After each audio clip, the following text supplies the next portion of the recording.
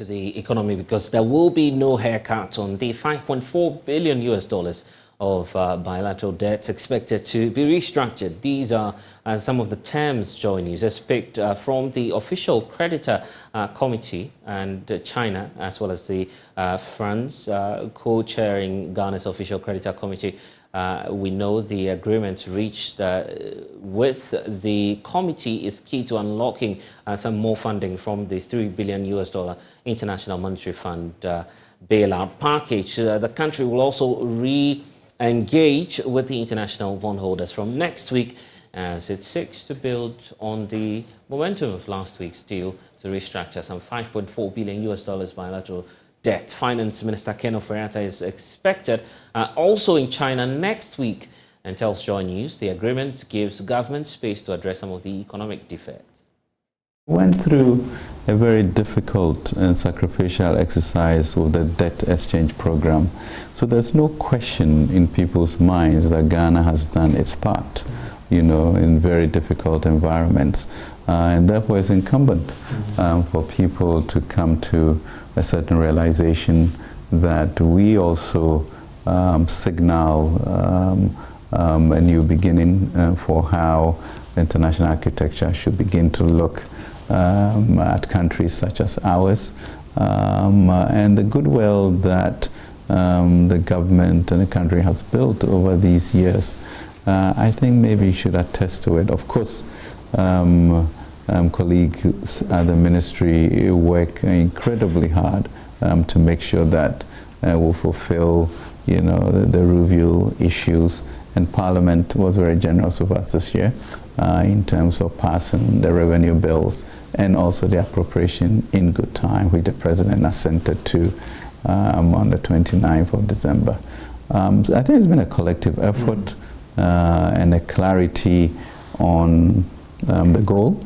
And therefore, of course, there are quite a number of people invested in this thing not happening, but making sure that the work that needs to be done is done. And I think it's really an acknowledgement to all of us as a country that we are thought of differently, and therefore when people sit, they need to consider the Ghana case in a special way. Talk about this deal being raised with the external creditors. I mean, we've heard about no haircut principal interest, about paying something after 5 years. What is in this deal for Ghana going forward now that we've reached this agreement with these external bilateral creditors?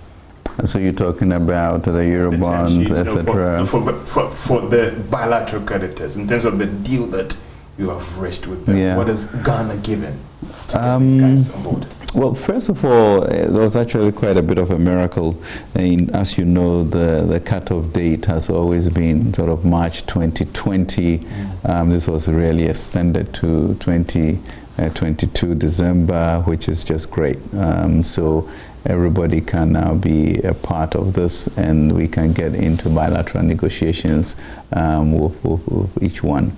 I think it gives us some leeway the next 3 years with regards to servicing of the loans that we have, and that gives us space for our own fiscal space to be able to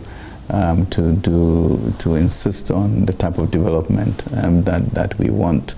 What we have now is it gives enough financial assurance for the IMF to sit.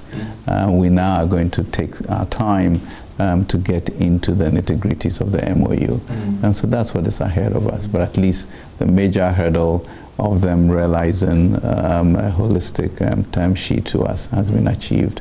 And we'll now work with them into the details of that. So does the preliminary term sheet include the no cut on the principal and the interest, and then the fact that there's still a freeze after 4 years before we start paying something as well? I think those broad parameters, you know, are in there, and I really don't want to be drawn into the details because those are really going to change.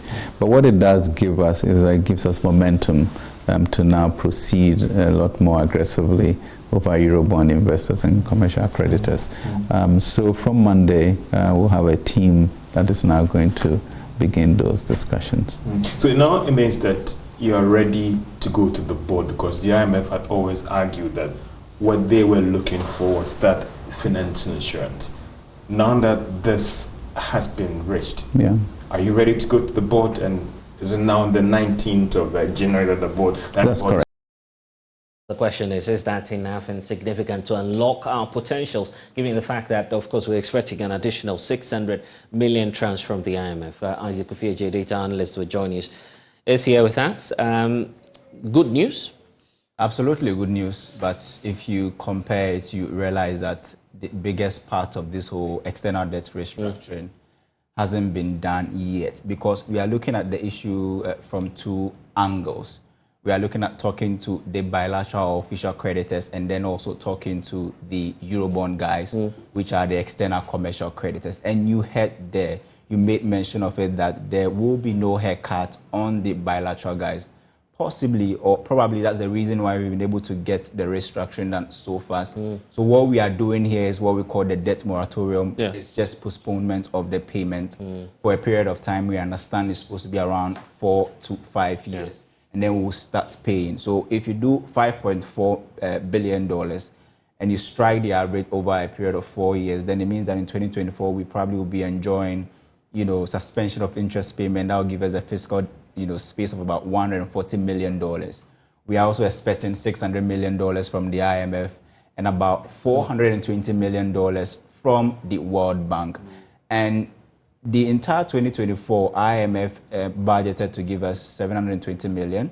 That's for 2024. The 600 million is, an overflow from the 2023, our inability to unlock that money. Now, let's talk about the most difficult part of this whole restructuring, which is the external commercial creditors, the Eurobond guys. We are talking about 73% of the entire debt earmarked for restructuring.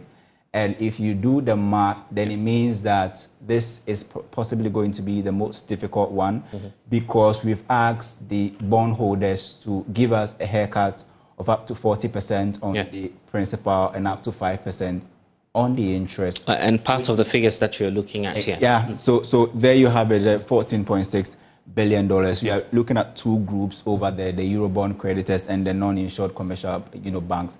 These are the people that many experts are saying that it is going to be difficult, unlike the assurance that we've been able to get from the bilateral creditors. With these guys, the reason why it's a bit sophisticated is that you have what we call the blue chip investors, those who bought the bonds at its original stage. When they sense the danger in 2022, they dump the bonds. And anyone who would buy a bond that has high risks attached to it shows that the person is willing and ready to hold it onto the day of maturity and ready to bear the maximum cost and then also risks. And make sure that you should know that those who are holding our current bonds, it will not be so easy to talk to them. Even at the bilateral side, you need to make sure that there is what we call the comparability of treatment. The agreements you have with country A or group A should be the same as the agreements you have with. If you create anything that any of them sends that there's some sort of disparity in terms of the agreement, it may cause the deal to actually collapse or something like that. But what we know is that what it was important for us to get the 600 million unlock was their assurance. And they've given us the assurance. And as you said, the finance minister said, we are not going to look at the nitty-gritties of the deal and agree on the terms and conditions. So for even at the bilateral side, actual restructuring or the debt moratorium or the debt relief for that period has not been agreed on. The finance minister, Ken Ofori-Atta, we understand he said it for China next week. Why China, and how significant is China to the conversation? Well, China, if you look at the bilateral debts, China holds more than 40% of the amount that we are talking about. We are looking at a debt of, $5.2 billion dollars, and China, we owe them about $1.9 billion. And you saw in the IMF program document that we have some 640 million in terms of collateralized loans. And all of these loans are owed to China. You do not have any form of collateralized loan that you owe any other country. So you have it on the screen there. You see the amount that we owe China, just if you look at it on the bilateral scale. it is the only single country that Ghana owes more than, $1 billion. We do not owe any one major country more than $1 billion. That's why China is so strategic. And look at it from this angle. The Paris Club, China is not supposed to be a member, but when they were forming the official creditor committee, they made China a co-chair to that committee. It shows how important China is, and that other creditors will also be looking at China because they don't want to sense anything fishy, because this is a country that you have collateralized debt. Some of the debt you owe them, they say if you default, they can even have access to your electricity sales, and then even your gold, bauxite, and even cocoa. So they are looking at all of this, and because if we are all sacrificing for the next 4 years, we must be confident and sure that the country will be able to raise more forex from the sale of, cocoa, gold, bauxite, and whatever in the next 4 years to pay all of us. Because if they don't do this, then it means that in 2024 alone, Ghana would have to find about $3 billion to pay interest on only external, bonds or external debt, which we do not have that, and that money is equivalent to what the IMF is giving us. So it tells you how crucial the debt restructuring is. And it's good news that they've been able to give us a breathing space for at least 4 years. But some say we are only postponing our problems, and that any other person who take over the reins of power after this government may face difficult times ahead. Isaac Ufieje joining us with the latest on the figures when it comes to IMF.